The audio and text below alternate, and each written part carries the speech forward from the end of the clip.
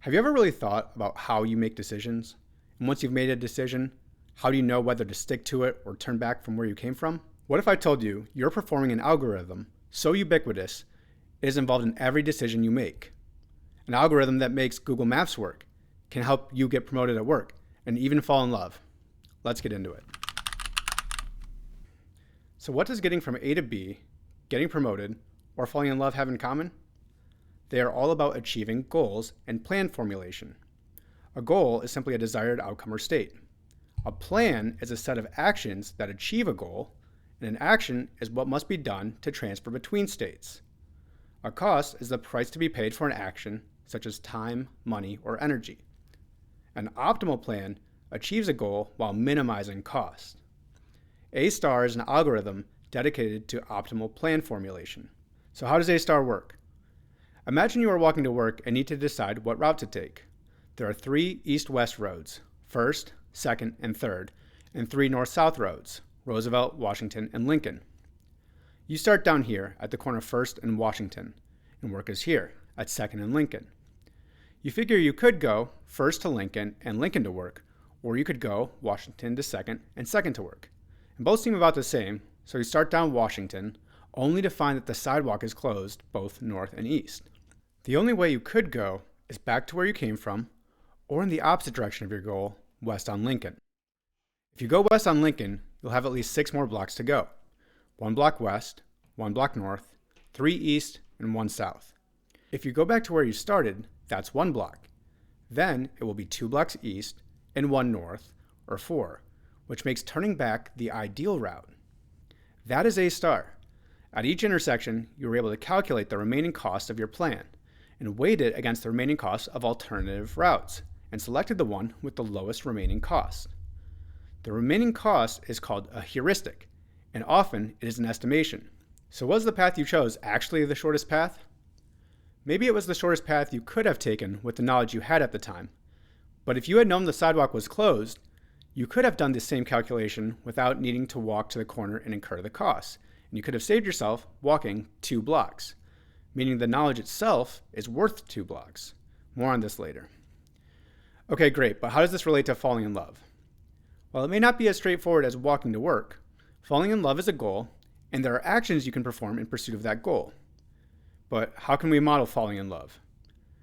One way is the green flag, red flag framework. Let's say there's a distance of 30 to falling in love.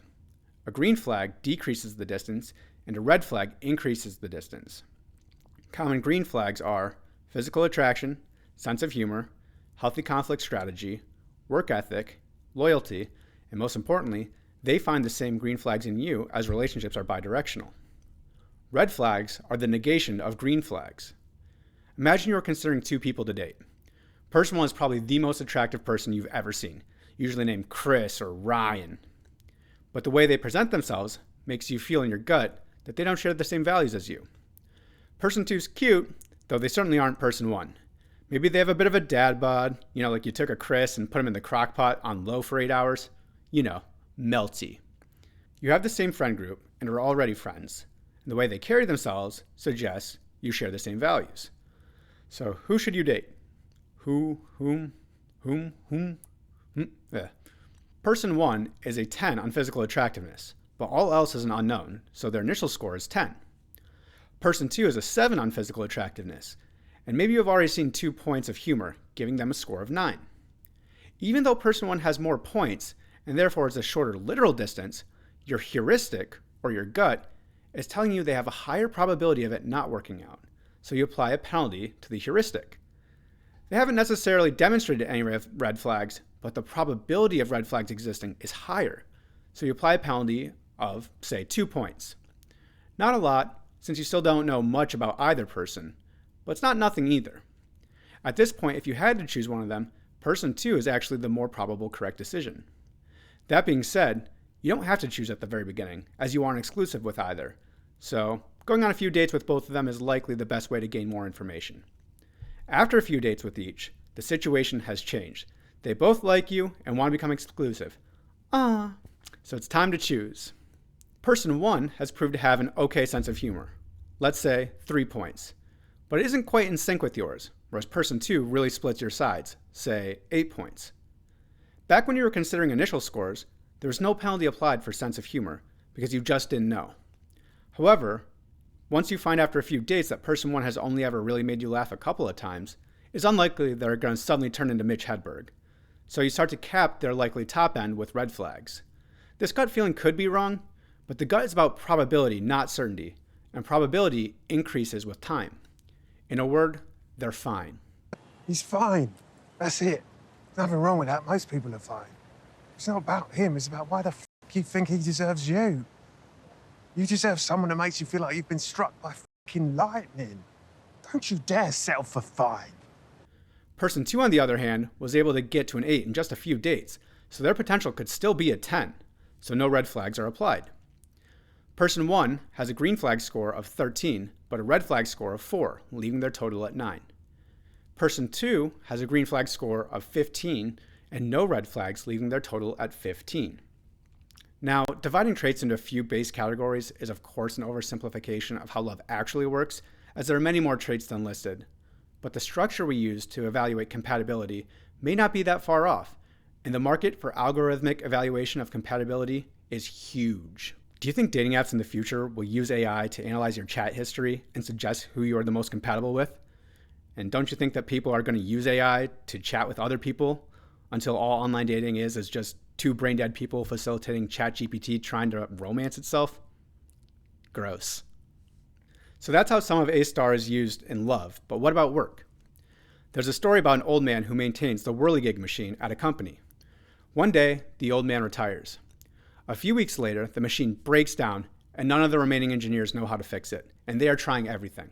Flipping switches, pressing buttons, nothing works. So, management asks the old man if he'd like to come back for a quick consulting contract to get the machine working again. The old man agrees, and he comes back and studies the machine. After about 10 minutes of flipping a few switches and observing the machine, he diagnoses the issue and knocks on a particular area with a wrench. Immediately, the machine comes back to life, and management is thrilled, until the old man says, "That'll be $5,000. "What? It only took you 10 minutes, management exclaims. "Send us an itemized bill and we'll pay it," thinking there's no way what he did was worth $5,000. The old man comes back with an itemized bill which reads, "Knocking machine with a wrench, $5. Knowing where to knock, $4,995.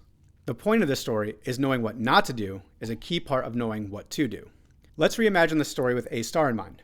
There's an objective, to fix the machine, a starting point, and actions which can be taken, switches to be flipped and buttons to be pressed. With many different switches to be flipped and buttons to be pressed, there's a huge number of paths which can be taken. The problem the novice engineers likely had is that they didn't have a great heuristic for knowing how close or how far away they were to fixing the machine given the action that they had taken. Either they way overestimated the remaining costs, which could lead to them turning back and trying a new approach just before they had the solution, or they could way underestimate the remaining costs, not realizing they were in a dead end and they had to turn back. The result? A lot of heat, not a lot of light. The old man, on the other hand, had decades of experience, which meant his heuristics were probably much better tuned. This allowed him to eliminate entire search branches in favor of ones more likely to succeed. This means he was able to forsake dead ends much sooner and stick with the right path when he was getting close. So how can this be applied to your career? One great question to ask yourself is whether or not you're in a field where the top 10% are multiples more productive than the average person. If the answer is yes, chances are the top 10 are not more productive solely because of the problems they solve, but because of the problems they don't have to solve.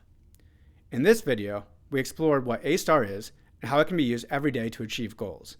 We explored how a good heuristic can help us take a road trip, fall in love, or get promoted, and saw how not having a good heuristic can keep us down a path long after we should have turned back, or it can cause us to turn back right before we get to our goal.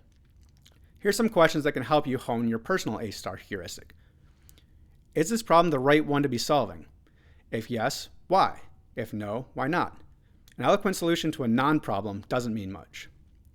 What underlying assumptions do I have about the world that, if proven false, would require turning back?